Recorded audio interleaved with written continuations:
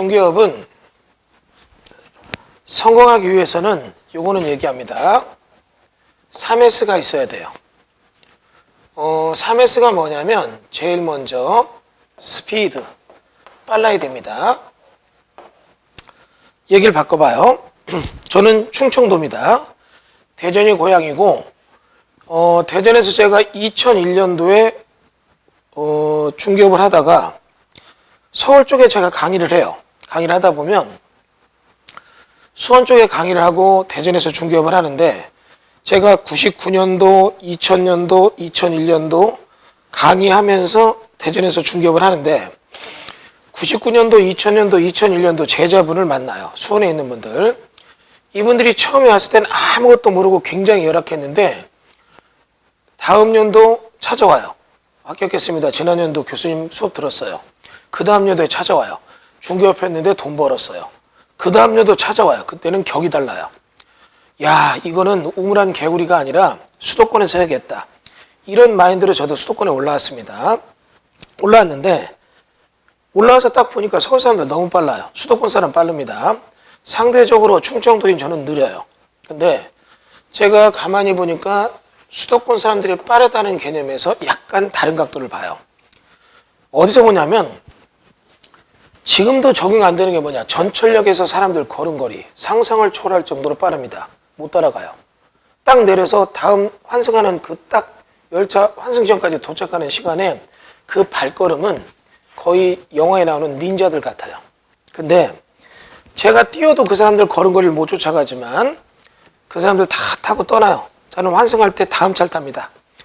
학원에 딱 도착하면 팀장이 이렇게 인사합니다.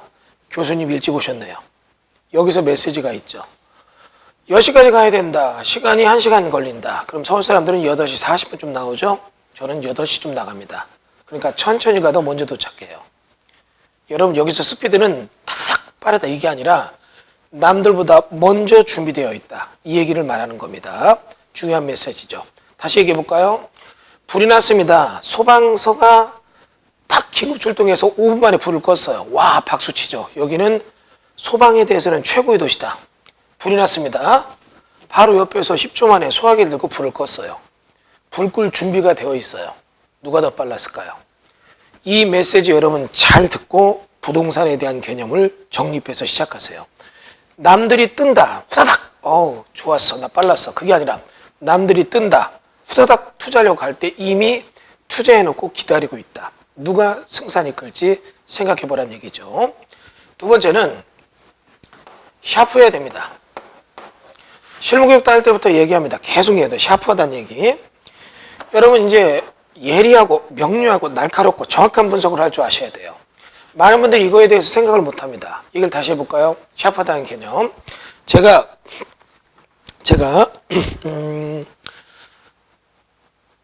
처음에는 저도 그런 걸 몰랐어요. 부동산 잘 하시는 분들이 탁탁탁 할 때 어떻게 저렇게 하는데 예를 들면 이런 겁니다. 운전을 하고 가요. 근데 반대쪽에서 사고가 났어요. 차가 밀리죠. 딱 사고 난 거 확인하면 지나가야 되는데도 계속 봐요. 어떻게 됐나 궁금하니까. 그러면 더 밀려요. 자, 길이 밀립니다. 딱 보니까 사고 난 게 아니라 뭐예요? 공사를 해요. 그러면 그냥 지나가요. 이쪽은 안 밀립니다. 반대쪽이. 그건 잘못된 거예요. 여러분이 부동산 중개업 하려면 사고 난 현장이다. 그럼 볼 것도 없어. 가면 돼요. 그 구경하면 뭐합니까? 그러나 공사 현장이다. 그러면 오히려 그런 데는 봐야 돼요. 여기 왜 볼까? 그랬더니 상수도 광역상수도 공사한다. 아니면 동파된 하수관 거를 고치고 있다. 생각해야죠. 야, 하수관 거 얼었네. 고쳤네. 그렇구나. 끝. 광역상수도관을 묻어? 수도관을 크게 묻는다는 얘기죠. 하나의 시가 쓰는 게 아니라 여러 시가 쓰게 되는. 그러면 이런 광역상수도관을 묻는 건 왜 묻을까요? 그 동네 사람들 갑자기 샤워를 많이 한다? 그런 게 아니라 그 동네에 사람들이 물을 많이 쓸 만한 상황이 이루어졌다. 그게 뭐예요? 용도 지역이 상향됐다든가 아니면 그 동네에 뭐가 신도시가 들어섰다든가 정비 사업을 한다든가 기존 수도관으로는 도저히 공급이 안 되니까 좀 더 크게 넓힌다. 이런 것들이 뭡니까? 샤프하다는 개념이에요. 그러나 여러분 이런 것까지 다 보는 것 중에 중요한 건 뭐냐? 스마일.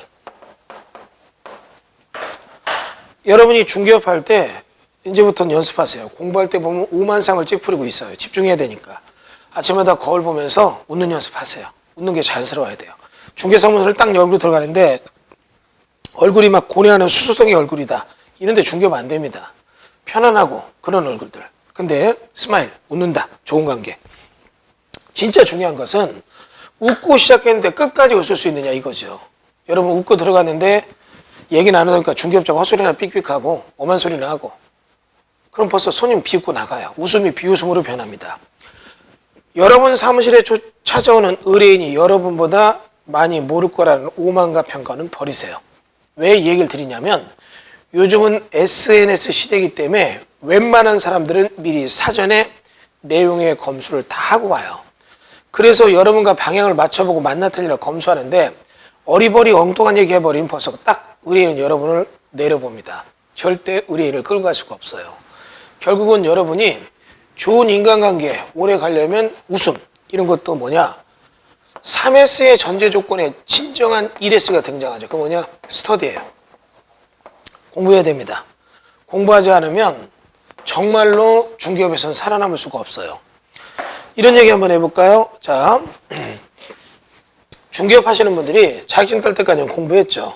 그리고 그 딴 게 대단한 걸 느껴요. 그리고 공부 안 합니다.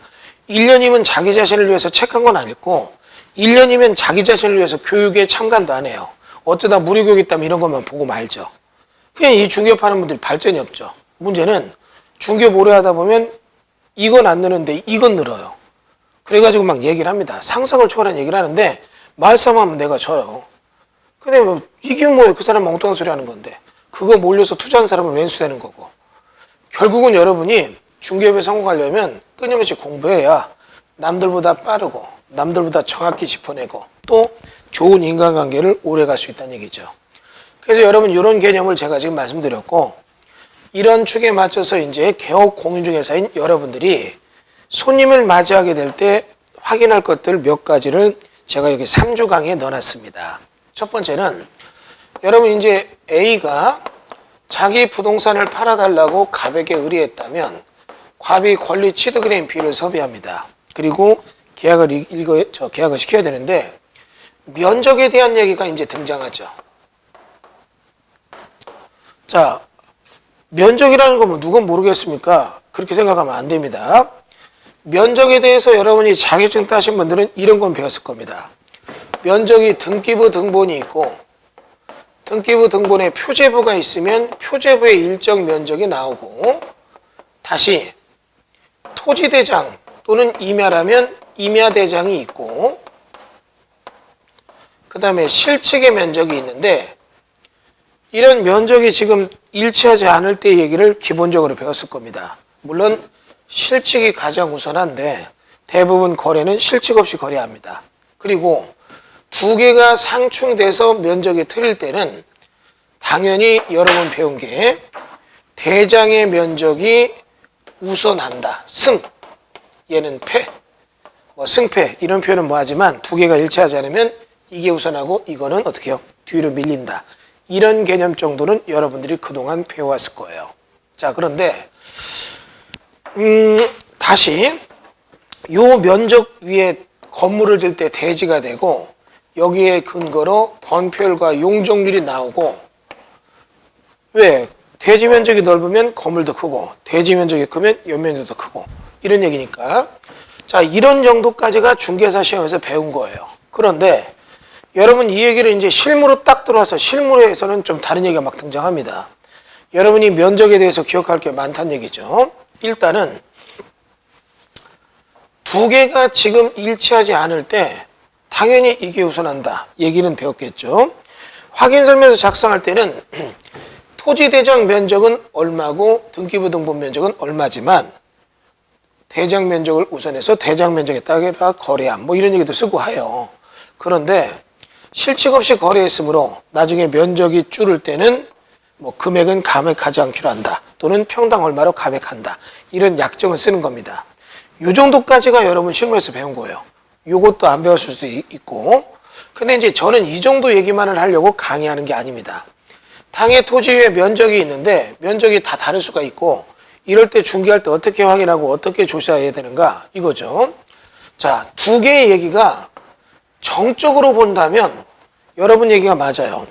대장 면적과 등기부 등본 표제부가 다르다면 권리를 따지는 등기부 등본보다는 토지 대장 면적이 우선하는 게 맞지만 실질적으로 부동산에서 지금 현재 이렇게 되는 부동산은 거의 없어요.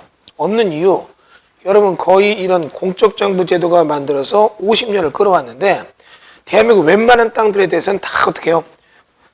토지 이동 등을 통해서 정확한 내용을 이루었을 테니까. 그런데 정적으로 따지지 말고 동적으로 따질 때는 얘기가 달라지는 거죠. 지난번 공개특강 때도 얼핏 얘기했지만 이겁니다. 뭐냐면 두 개 면적이 틀리다면 뭐를 먼저 봐야 되느냐? 여기에 보면 하필이나 분필이 있었는가 이걸 봐야 된다는 얘기예요. 그리고 하필이나 분필이 있었으면 이게 촉탁에 따라 합병의 등기나 분할의 등기가 이루어진다는 걸 생각해 보셔야죠. 그래서 여러분 이렇게 됐을 때 이게 시차에 문제가 있었고 정리되지 않았을 때는 이거는 사고가 터질 수밖에 없다는 얘기예요. 제 얘기 뭔지 이해되셨죠? 그러면 여러분들 이런 얘기 한번 해볼게요. 지금 현재 중개하는 여러분 입장에서 생각을 한번 해보겠습니다. 자, 이쪽을 보세요. 지금 현재 이렇게 해서 토지가 있는데 이렇게 해서 도로가 있고 도로 위에 대지가 있어요. 이 토지에 대해서 중개할 때 나오는 현상입니다. 이게 23번지예요. 23번지에 대해서 대장상 표시가 있고 등기부 등본에 표시가 있어요. 등기부 등본 표제부에는 면적이 얼마다 써 있고 토지 대장에도 면적이 얼마다 써 있어요. 그런데 두 개는 지금 분명히 일치하고 있었습니다. 문제는 이런 경우입니다. 여러분 보시는 것처럼 A가 이 땅을 가지고 지금 현재 갖고 있었는데 요번에 A가 이 땅을 분할을 했어요. 그래서 어떻게 해요? 23의 1번지로 분번이 생겨요. 요 면적이 1550이었고 이 면적이 1500이 되고 이게 50이 된 거예요. 여기는 나중에 A가 따로 자기가 어떤 다른 용도로 쓸거나 뭐 이런 생각이 있었다고 쳐요. 그럼 이렇게 되어 있을 때 맨 처음에 원본지 두 개는 일치했지만 이후에 분할이 되면 분할이 되는 순간 대장과 등기가 일치가 안 되는 거예요. 그러면 여러분 이렇게 되어 있을 때 이 상태에서 거래가 이루어진다면 여러분이 생각하는 것처럼 대장의 면적은 분할됐으니까 1500m제곱이 되겠죠. 그리고 등기부 등본에서는 여기 아직 분할 등기가 아직 안 됐잖아요. 분할 등기가 안 됐다면 여기는 1550번, 50이 돼요. 23번지가. 그럼 하나의 번지에 등기와 대장이 일치가 안 되는 순간이 있어요. 시간이 지나면 등기부 등본에 이것도 어떻게 해요? 분할이 되겠죠. 분할이 되면 다시 등기부 등본도 분할 등기가 돼서 23번지는 1500이 되고 23-1번지는 50이 되면 여러분 여기에 대해서 생각해 볼 때 나중에 분할 등기 된 이후에 요거를 거래할 때는 대장과 등기가 일치돼요. 하지만 그 중간 단계에서는 두 개는 일치가 안 돼 있다는 얘기죠. 여러분들 여기서 이렇게 된다면 어떤 일이 벌어지느냐? 결국은 요 사이에서 중개할 때는 여러분이 어때요? 엮일 수가 있죠. 왜? 여기 있는 A는 분할해서 이건 지가 가지려고 했던 거고 대장 분할돼서 이것만 팔았는데 여러분 계약서에는 두 개를 다 판 것처럼 돼 있어 버리면 이런 경우 어떻게 해요? 매도인과 매수인 간에서는 큰 분쟁이 날 수가 있습니다. 그러니까 여러분 지금 머릿속에서 기억할 거 거래를 이루게 될 때 면적에 대해서는 대장과 등기부 등본이 일치하지 않으면 대장이 우선한다는 정적인 옛날 중개사 시험 볼 때 고리탐을 한 논리는 다 잊어버리고 두 개가 일치되지 않으면 토지대장과 등기부등본을 다 각기 봐서 최근에 합필이나 분필 등이 있었느냐, 합병 등기와 분할 등기가 있었느냐, 이거를 꼭 봐야 돼요. 그런데 그게 정리가 안 되고 늘어진 상태에서 가다 보면 대장과 등기 면적이 안 맞게 된다는 얘기입니다. 어렵지만 몇 번 돌려서 계속 보세요. 동영상 보시는 분들은 필요하다 이걸 다시 한번 봐서 백업시켜서 여러분의 이 정보를 여러분 걸로 만들어야 돼요. 얘기를 바꿔서 이거는 지금 분할에 대한 얘기인데 합병에 대한 얘기로 넘어가면 이건 더 복잡해집니다. 자, 이렇게 얘기를 해볼까요?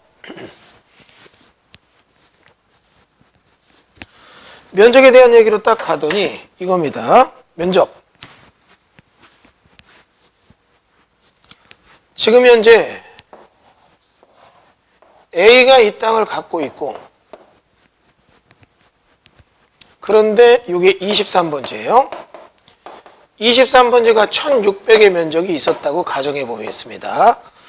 1600m 제곱 23번지를 A가 갖고 있었는데 A가 지금 현재 요 뒤에 보니까 이런 식으로 해서 갖고 있는 땅 주인이 있어요. 땅의 모양이 좀 이상하다고 쳐봐요. 여기 지금 알파가 이 땅을 갖고 있는데 알파한테 얘기해서 이걸 분할해서 여기 분할된 요 번지를 23의 6번지라고 치고 23의 6번지를 여기랑 여기 23과 플러스 23의 6번지를 합필을 하는 거예요. 합필이 딱 되면 23의 6번지는 없어집니다. 대장에서. 대장 띄면 안 나버리죠. 그 상태에서 23번지만 남죠. 23번지 면적은 요 면적이 예를 들어서 100이었다면 그러면 23번지는 지금 현재 면적이 1700m 제곱으로 바뀌는 거예요. 왜? 1600에서 100이 더 들어왔으니까. 그럼 1700m 제곱이 23번지가 되는데 여기 보면 아직까지도 등기부 등본은 합병의 등기가 안 됐어요. 합병 등기가 안 되다 보니까 23번지의 표제부의 면적은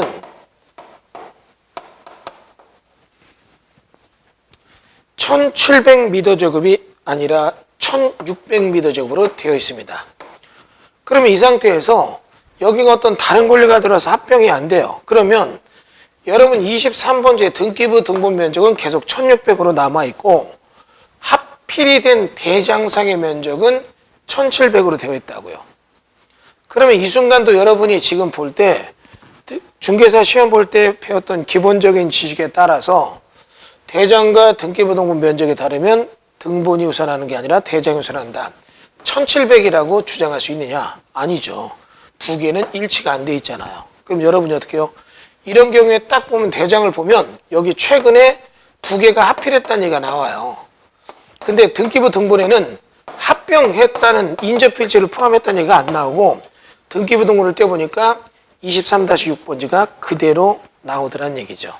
그래서 여러분 여기서 여러분들이 지금 생각하는 것처럼 중개사 시험 볼 때 얘기는 잊어버리고 대장과 등본의 면적이 안 맞으면 여러분들은 반드시 뭐를 기억해야 되느냐? 지금 여기 나오는 것처럼 아주 쉬운 이론이죠. 최근에 두 개가 합병되거나 합필되거나 이런 것들이 있는가 거기에 궤적 상태를 읽어봐야 돼요. 바로 위에 보면 등기부 등본 면적 몇 번지와 몇 번지가 합필 등기 됐음, 합병됐음 이런 얘기가 나온다고요. 그러니까 여러분들이 요 내용에 대해서 이 면적에 대한 얘기를 여러분 지금 보는 요령 요거는 기억을 잘 해두셔야 돼요. 그래서 나중에라도 이 중개업 할 때 등본과 대장이 면적이 안 맞으면 둘이 정적으로 봐서 안 맞으면 대장이 우선하는 게 맞아요. 하지만 두 개가 안 맞을 때 정적으로 보지 말고 동적으로 딱 봐봐야 돼요. 동적으로 얼마나 이게 지난 몇 개월 사이에 어떤 합필이나 합병 등기에 대한 궤적이 둘이 똑같은가 짝짝이로 안 맞아. 한쪽은 합필이 됐는데 한쪽은 합병이 안 됐거나 이런 게 있다고요. 그러면 이때는 면적에 대한 조건에 대해서는 여러분이 중개업자면 이제 얘기를 하죠. A한테 당신이 이거 23문제 파는데 이 100m 적으면 대장이고 면적 등기부 등본 이렇게 되니까 이거 어떻게 할 거냐? 서로 얘기를 나눠서 교통 정리를 바로 해야 됩니다. 그러면 A가 이 면적은 그럼 분할해서 이걸 맞추겠습니다. 아니면 여기 면적도 합병 등기해서 이루도록 하겠습니다. 서로 간에 그런 얘기를 잘 맞춰야 된다는 얘기입니다. 자, 그래서 우리가 면적에 대한 얘기를 지금 1차적으로 대장과 등기부 등본 일치하지 않을 때 면적 요거를 좀 봤고, 제가 지금 일단 면적의 도해법을 좀 일부 얘기했고, 공부가 조금 더 깊어지면 중개할 때 이제 이 면적에 대한 응용되는 개발 방식에 대한 그 개발 가능 면적 산정하는 법 이런 것도 나오는데, 그거는 기초 강의에서 너무 세니까 조금 어려우니까 내용을 좀 다음번 강의로 넘기도록 하겠습니다.